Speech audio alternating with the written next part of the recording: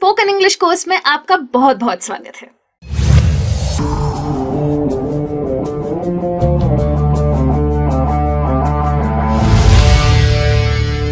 पिछली बार जब मैं आपसे मिली थी तो मैंने आपको काफी कुछ बताया था कि इस कोर्स में आप क्या क्या सीखने वाले हैं।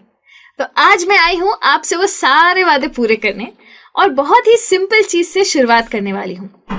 आज का जो क्लास है उसे हम कहते हैं understanding simple commands and sentences. नाम काफी बड़ा है लेकिन टेंशन मत लीजिए, चीज बहुत सिंपल है। मुझे पता है आप तो यूं सीख जाएंगे क्योंकि इसके नाम में ही सिंपल है।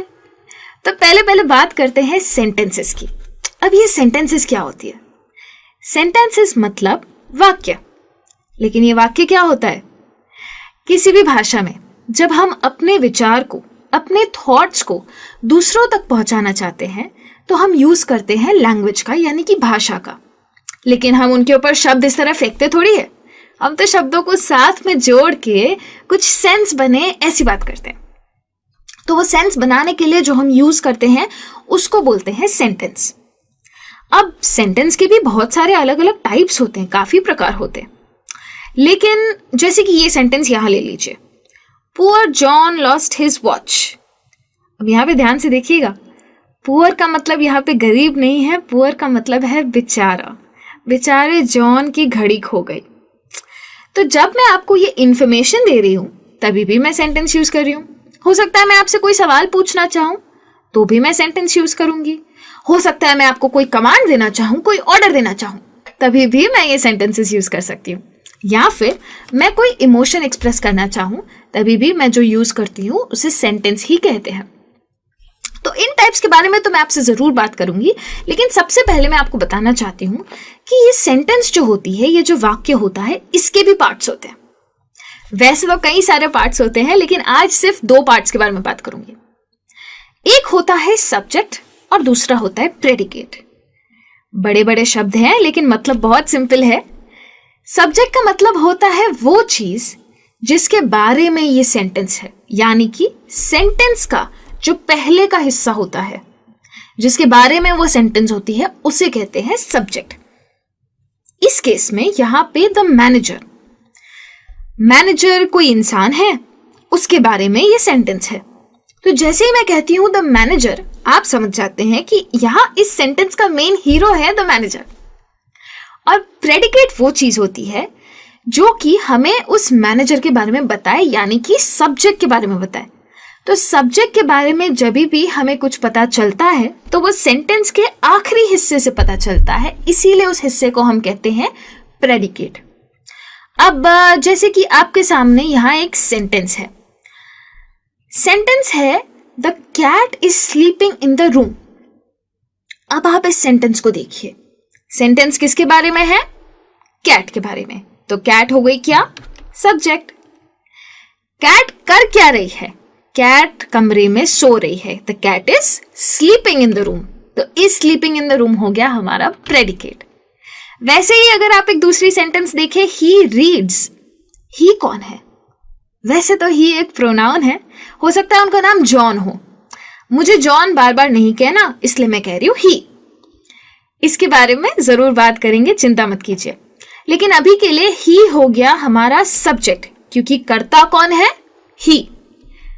क्या कर रहा है? ही पढ़ रहा है। तो ये जो रीड्स है वो बन गया मेरा प्रेडिकेट। अगर आप इतना समझ चुके हैं तो आप रेडी हैं एक और कॉन्सेप्ट सीखने के लिए, और वो है पंक्चुएशन मार्क्स। अब ये पंक्चुएशन मार्क क्या होता है? किसी भी सेंटेंस के एंड में अगर मैं बताना चाहती हूं कि अब मुझे रुकना है, एक विचार हो गया, रुकूंगी, तब मैं यूज करती हूं फुल स्टॉप। फुल स्टॉप को इंग्लिश में कहते हैं पीरियड और हिंदी में कहते हैं पूर्ण विराम। तो अगर मैंने आपको कोई इंफॉर्मेशन दे दी, जैसे कि मैंने आपको कह दिया I am going to the zoo या I am going to the office, तो आप देख रहे हैं ना, जब मैं जू और ऑफिस कह रही हूं तो मैं रुक रही हूं, 2 सेकंड का पॉज ले रही हूं। इस पॉज को कहते हैं फुल स्टॉप। यहां इस वीडियो में आप देख सकते हैं कि मैंने सेंटेंस के एंड में एक डॉट लगाया है। ये डॉट को ही कहते हैं फुल स्टॉप। तो अगर मैं आपसे कहूं कि मुझे पेंसिल दो या फिर मुझे जरा पेंसिल दीजिए, तो भी मैं आखिरी वर्ड के बाद जब रुक रही हूं तो उसे कहते हैं फुल स्टॉप।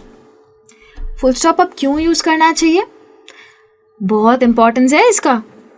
जैसे कि आपके सामने ये एक पैराग्राफ है, अगर आप ध्यान से देखें तो इस पैराग्राफ में कोई फुल स्टॉप नहीं है। उसका मतलब कि इस पैराग्राफ में हमें कहीं रुकना ही नहीं है। अगर बिना रुके पढ़ना है तो मैं तो थक जाऊंगी, पर कोशिश करती हूँ। Claire skipped excitedly towards her friends. They smiled when they saw her. Happy birthday, Susan shouted. The other girls cheered and ran to Claire. They met with the hugs and produced presents. Claire was touched. मैं तो यहाँ थक गई। Full stop नहीं था, कोई pause ही नहीं मिला। यही अगर फुल स्टॉप होता तो मैं कहती Claire skipped excitedly towards her friends. They smiled when they saw her. Happy birthday, Susan shouted. The other girls cheered and ran to Claire. They met her with hugs and produced presents. Claire was touched. She hadn't even mentioned that it was her birthday this week. One of them must have remembered and organized all this. फर्क देख रहे हैं? ये सिर्फ पढ़ने की बात नहीं है, ये बोलने की भी बात है। जब मैं एक विचार के बाद रुकती हूं तो सामने वाला इंसान समझ पाता है कि ये एक विचार पूरा हुआ, अब दूसरे विचार पे जा सकते हैं। तो फुल स्टॉप का ये महत्व है। लिखने में आप कैसे यूज करेंगे फुल स्टॉप? लिखने में जैसे कि आप देख सकते हैं, जहां मेरा आखिरी वर्ड खत्म होता है उसके बाजू में मैं बस एक डॉट लगाऊंगी। उससे दूर मत लगाना डॉट, क्योंकि वो गलत होता है। और बोलने में मैं 2 सेकंड का पॉज लूंगी। यानी कि अगर मुझे कहना है सॉल्ट चाहिए, मेरा खाना फीका फीका है, तो मैं बोलूंगी please pass the salt, my food is bland. देखा, 2 सेकंड का पॉज बहुत सिंपल है।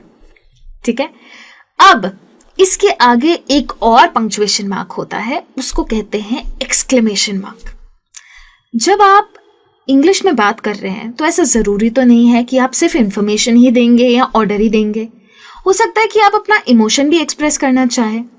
अगर आप गुस्सा एक्सप्रेस करना चाहते हैं, या आप बहुत खुश हैं, ऐसी कोई चीज एक्सप्रेस करना चाहते हैं, या फिर आप उदास हैं, शायद दुखी हैं, तो हम यूज करेंगे एक्सक्लेमेशन मार्क का।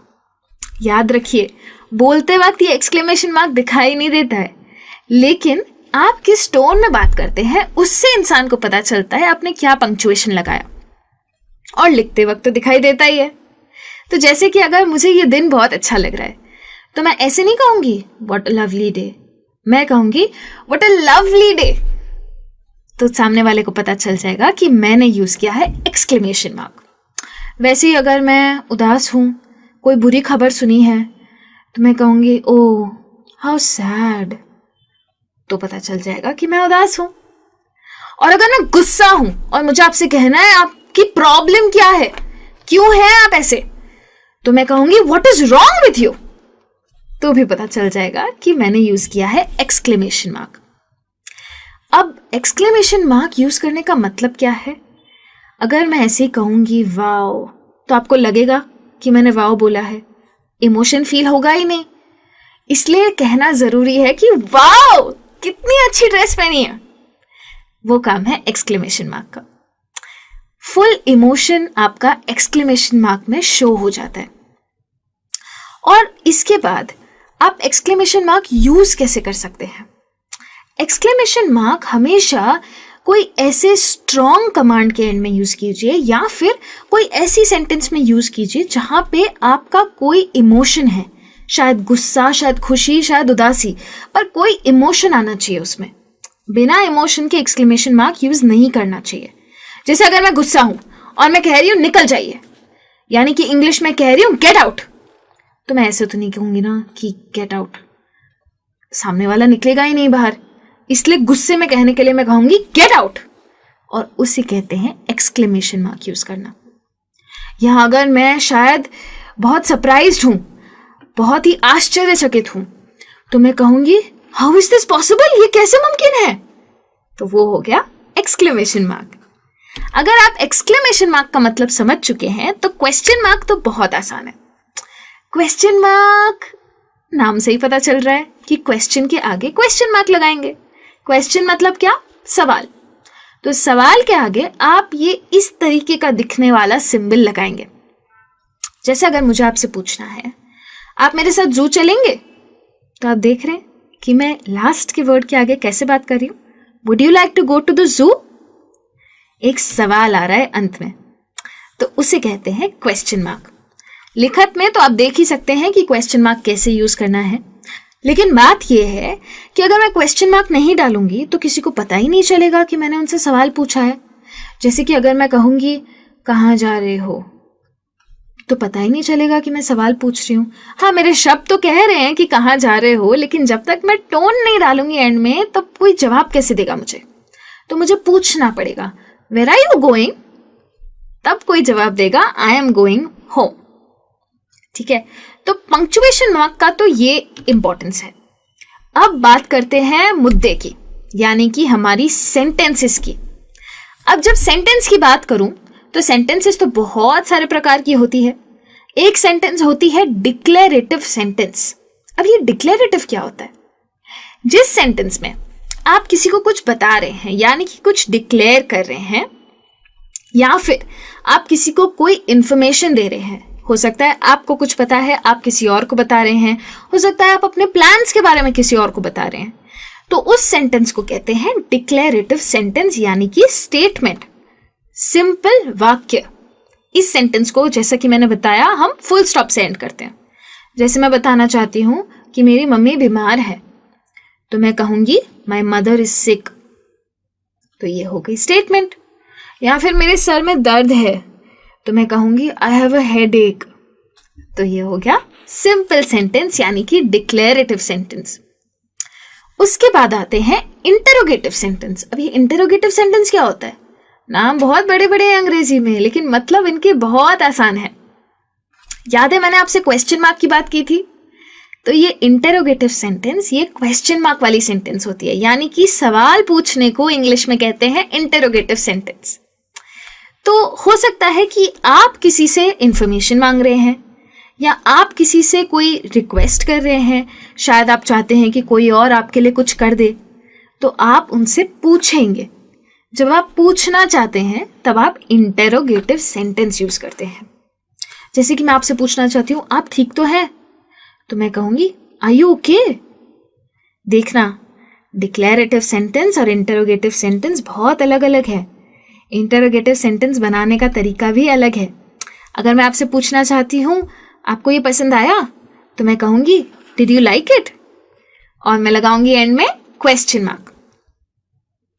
इंटरोगेटिव सेंटेंसेस के बारे में और काफी बातें करने वाली हूं आपसे आगे, लेकिन अभी हमें बढ़ना है एक्सक्लेमेशन सेंटेंसेस पे। एक्सक्लेमेशन सेंटेंसेस मेरी तो फेवरेट टाइप की सेंटेंसेस है, क्योंकि इंसान का इमोशन तो इन्हीं सेंटेंसेस में दिखता है। तो जैसे कि मैंने कहा आप मुझे बहुत पसंद है, मैं बहुत खुश हूं, या मैं बहुत गुस्सा हूं, तो मैं यूज करूंगी एक्सक्लेमेशन सेंटेंस। और याद है मैंने पंक्चुएशन की बात की थी, एक्सक्लेमेशन मार्क, एक डंडी और छोटा सा फुल स्टॉप, उसे कहते हैं एक्सक्लेमेशन मार्क। तो अगर मुझे आपको बर्थडे विश करना है, तो मैं कहूंगी हैप्पी बर्थडे विनय, तो ये हो गया एक्सक्लेमेशन सेंटेंस। अगर मुझे कुछ बहुत पसंद आ गया है, जैसे किसी का कुत्ता जा रहा था और मुझे पसंद आ गया, तो मैं कहूंगी व्हाट अ क्यूट पपी। और अगर मुझे कहना है कि तुम्हारी हिम्मत कैसे हुई ये बोलने की, तो मैं कहूंगी how dare you say that. तो मैंने यूज की है एक्सक्लेमेशन सेंटेंसेस। या फिर गुस्से में कहना चाहती हूं मुझे बीच पे नहीं जाना, तुम बहुत अच्छे हो, तो मैं कहूंगी I don't want to go to the beach, you are amazing. देख रहे हैं फर्क? गुस्सा और खुशी, ये दोनों एक्सप्रेस करने का कैपेबिलिटी है एक्सक्लेमेशन सेंटेंसेस में। और अब बात करते हैं चौथी और आखिरी सेंटेंस की, जो कि है इंपेरेटिव सेंटेंसेस। इसका भी नाम बहुत बड़ा है, मतलब बहुत आसान है, इसे कहते हैं कमांड्स। अगर आप किसी को कोई इंस्ट्रक्शन दे रहे हैं या ऑर्डर दे रहे हैं या किसी से कुछ डिमांड कर रहे हैं, जैसे कि मैंने आपसे कहा था ना थोड़ी देर पहले, पास मी द सॉल्ट, तो मैं आपसे कुछ मांग रही हूं, लेकिन मैं दे रही हूं आपको इंस्ट्रक्शन, आपको मुझे सॉल्ट देना है, बस, तो उसे कहते हैं कमांड। ये जो कमांड्स होते हैं ना, ये बहुत छोटे होते हैं। 5 बजे पहुंच जाना, बी देयर एट 5, तो ये हो गया कमांड। इसमें कोई इमोशन नहीं होता है, जरूरी नहीं है कि आप स्ट्रिक्टली कमांड दें। कमांड देना बहुत सिंपल होता है, आप एकदम शांत स्वभाव से भी कमांड दे सकते हैं। आप बोल सकते हैं कि मेरे लिए रुकना, तो उसका मतलब ये तो नहीं कि आप गुस्सा कर रहे हैं। आप कह सकते हैं वेट फॉर मी, तो हो गया कमांड। कमांड सबसे इजी इसलिए होते हैं क्योंकि ये छोटे छोटे होते हैं और इसके आगे वही आता है जो कि स्टेटमेंट में आता है, यानी कि फुल स्टॉप। बिना इमोशन के बड़ी शांति से किसी को कुछ देना है, इंस्ट्रक्शन देना है, डिमांड रखनी है या फिर ऑर्डर देना है, तो आप यूज करेंगे कमांड्स। रास्ते पे आपने कुछ ऐसे साइंस तो देखे ही होंगे। गवर्नमेंट आपको ऑर्डर दे रही है, रुक जाओ, सिग्नल है, डेंजर है, धीरे चलाओ। रास्तों पर दिखते हैं ना ये साइंस, ये सब है कमांड्स।